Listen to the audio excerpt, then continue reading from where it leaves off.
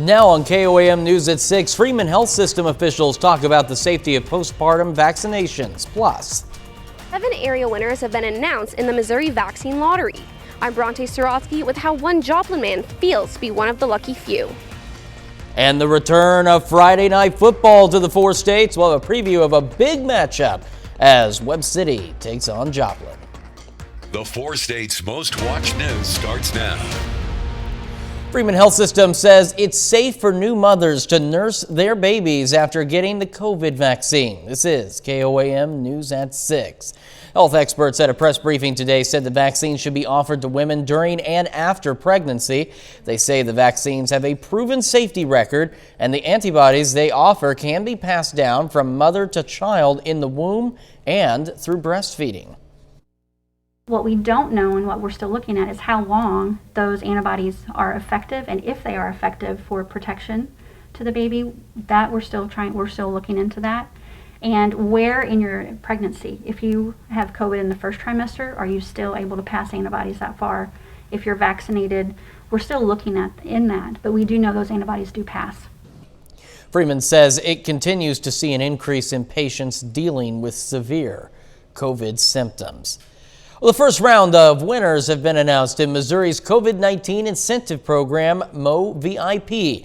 KOAM's Bronte Sorotsky spoke with one Joplin winner on how it feels to be one of the lucky few, as well as the state health department on whether the program has helped them raise state vaccination rates.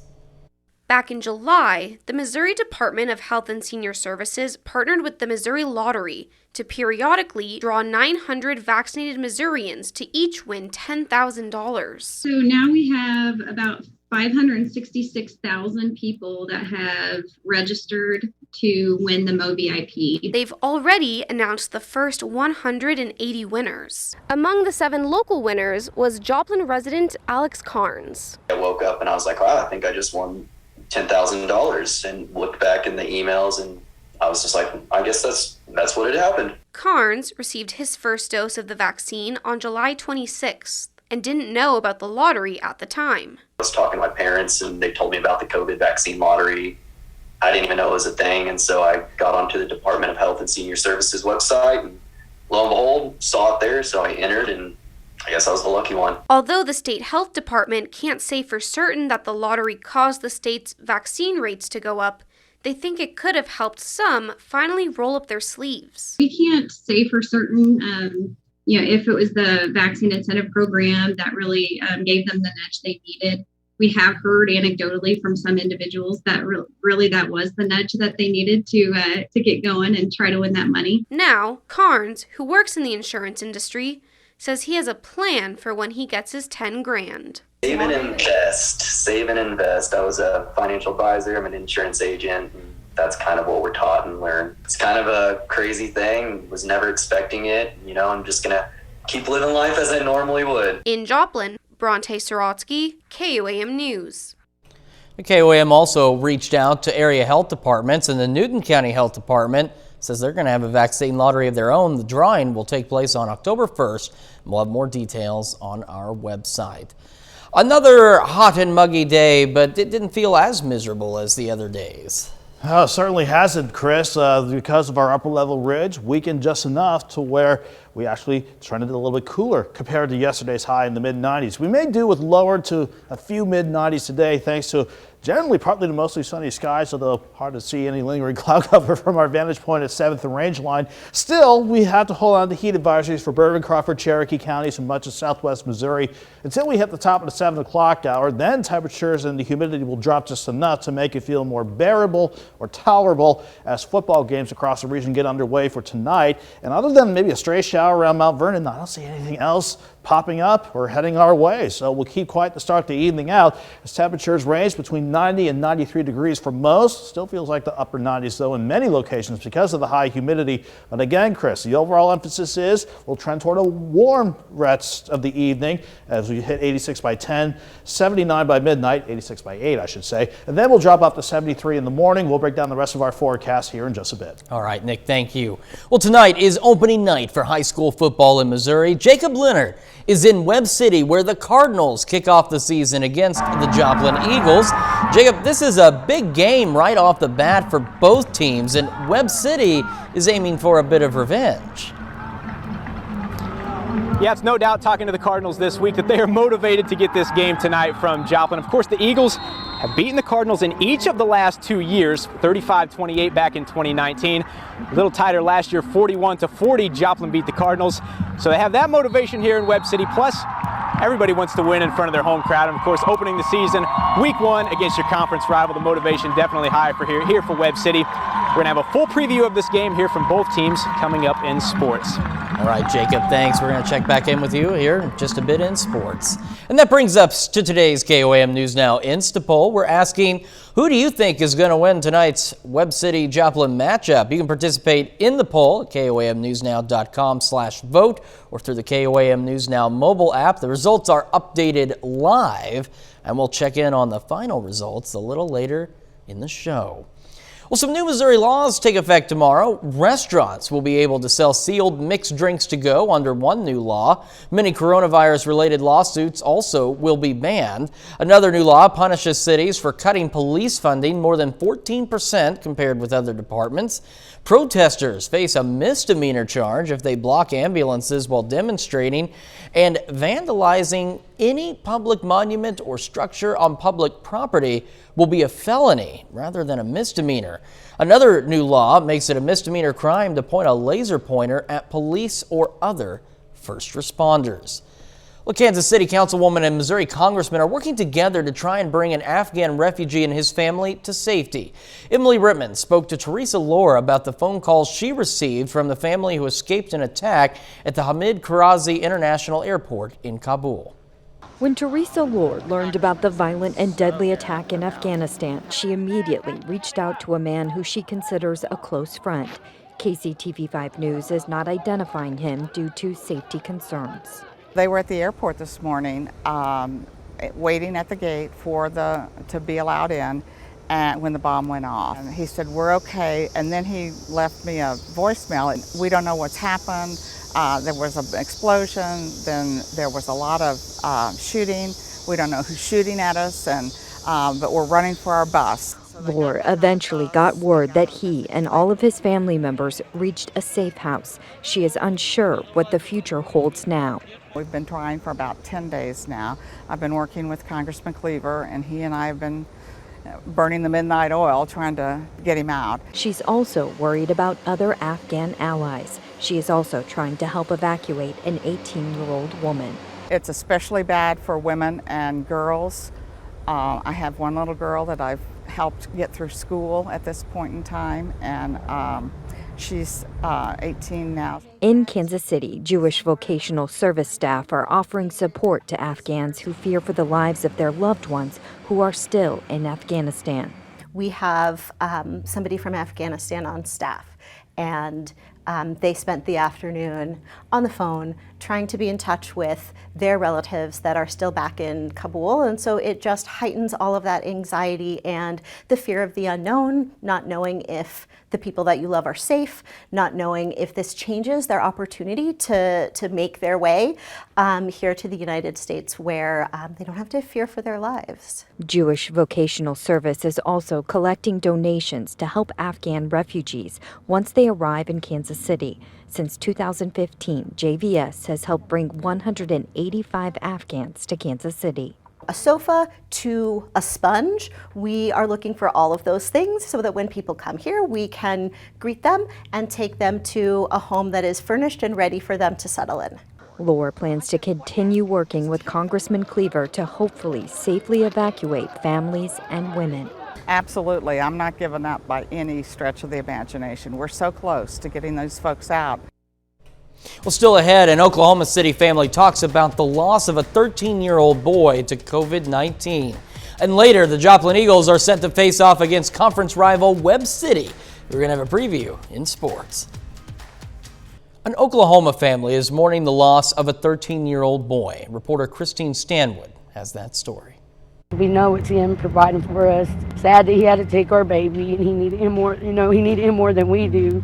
apparently, and we're just thankful that he can make it easy for us, you know what I mean, to get through this process because it's so hard. Kendra Johnson chooses to lean on her faith after losing her 13-year-old boy to COVID-19. I got to tell him, Mama's here, don't be scared, and then I heard about a minute later, maybe I heard them call it at 6:03. His time of death forever etched in her mind.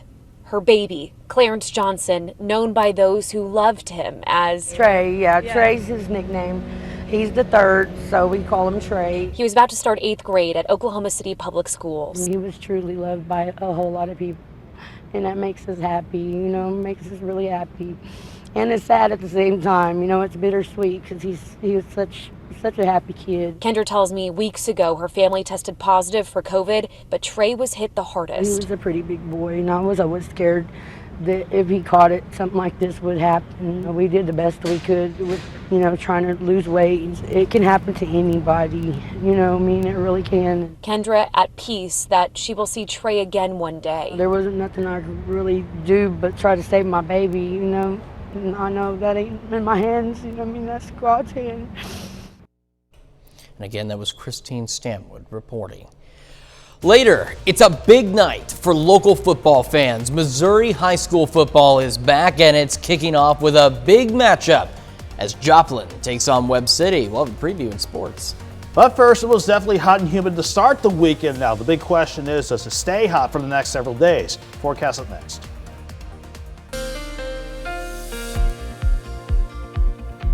We certainly were baking under heat and humidity for the past several days, but thankfully Mother Nature was kind enough to bring the numbers down a little bit as we got this weekend underway. After topping out around 95 yesterday, at the very least we tried to cool down somewhat, but still quite a warm start in the morning with lows around 75. At least we topped out so far at Joplin Regional at 93. It's a step in the right direction.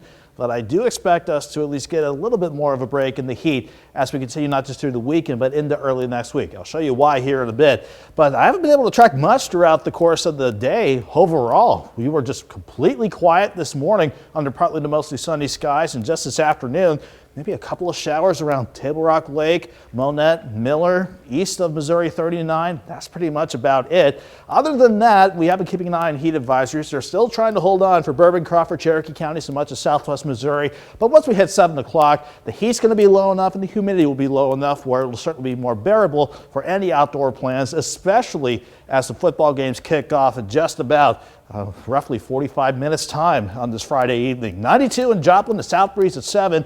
Fortunately, it's keeping dew points in the upper 60s, and no wonder it feels like 97 still against your bare skin outside.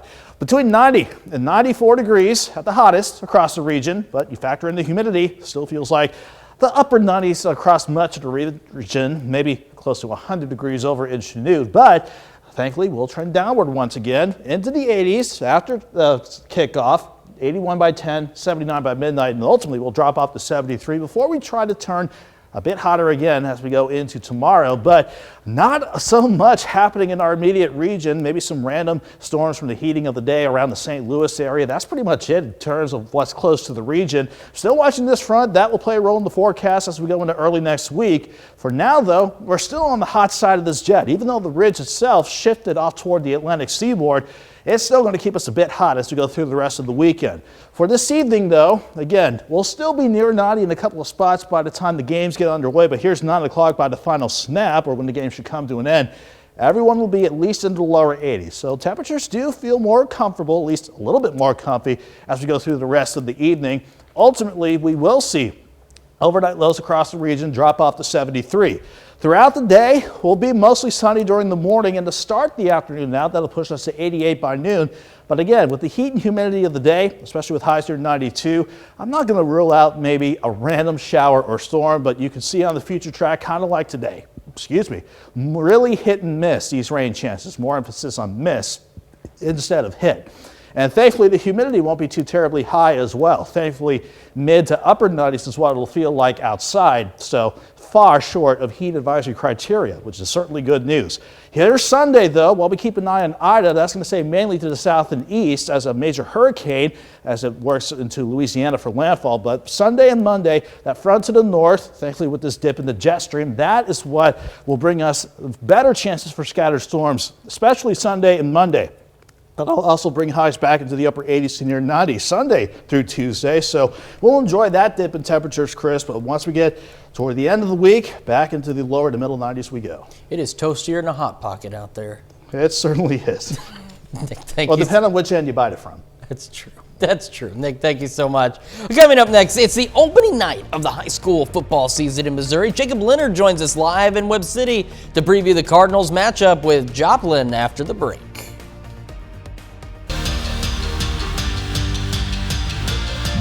Well, tonight is the opening night of the season for Missouri high school football, and we start with a huge one here in Southwest Missouri with the Webb City Cardinals hosting the Joplin Eagles.